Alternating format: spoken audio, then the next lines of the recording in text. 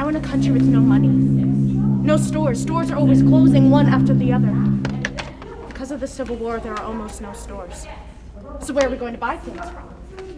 Let's build a factory, a cooperative, a commune. Let's build a factory, a cooperative, a commune. Let's build a factory, a cooperative, a commune. Let's build a factory, a cooperative, a commune. I Want a Country is a play written by Greek playwright Andreas Florakis, and it's a story about a group of citizens who are trying to find refuge in another country. So whenever I direct a play, I try to ask myself, what's the main theme of this play? This play is about mobility. And I was thinking, I need to find an aesthetical form that would match with this theme. And immersive theater came as the right answer. People! People! This is the moment you've been waiting for. The boat is here. The coast is clear. Let's go! Let's go! Will you come with me, please? Single file. This is the type of story that's not really told, or if it is told, it's kind of like brushed over.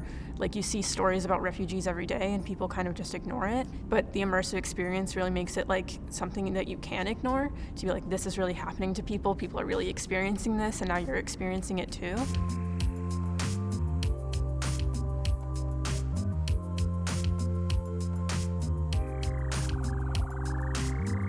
It was a no-brainer to join in a collaboration of this kind, and an exceptional model for the kind of interaction that the SIM is interested in having with the various schools and programs. One of the unique things about what the SIM brought to the project was that we also incorporated cave-like technology of immersive simulations in which a person stands within a space and is surrounded by the virtual environment.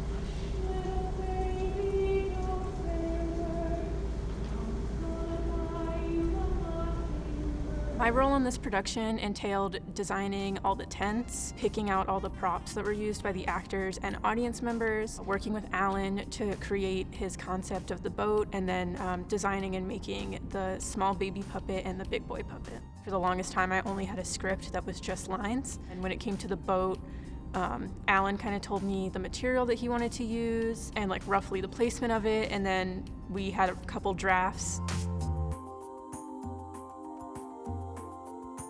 It can be responsive to the cast, to the director and the queuing system for when certain events should happen. It's not only that benefit of the flexibility for the production process, but incorporating that aspect of responsive animation, of interaction, that it allows for that communication that happens between the cast or the audience and what is happening on the screen. This added a level of immersion for the actors that they've never really experienced before, because they were really close to the action. It was really realistic to them, and it really took them away from the book work that they had been doing for like most of the rehearsal process. When there's projection mapping there, they are like, oh, we are here. We just need to work out our emotions and what we have to be doing to convey the story without thinking about the other elements that we usually would worry about. It was very effective in delivering the experience in that regard. This was my real first directorial debut where I'm using projection mapping, but I feel like it's opening up a new territory for me to explore, and I would be so eager to do that again. I'll definitely bring this experience with me into the future because it really made me think about technology in a different way and projections in a different way. This is not my first time scenic designing, but it's my first time scenic designing with projections being such a major element. So it definitely makes me consider it more and like thinking about how that can aid in storytelling versus it just being like an additive thing later on in the process. There's no recipe that if you have specific elements, you would have a specific or successful collaboration.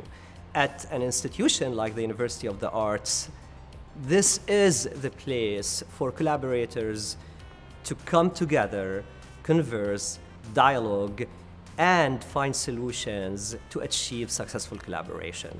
The strength of the visual and performing arts programs here and the interest in incorporating these new ideas and approaches into what they do I think creates a unique relationship and opportunity that is not often found at other institutions.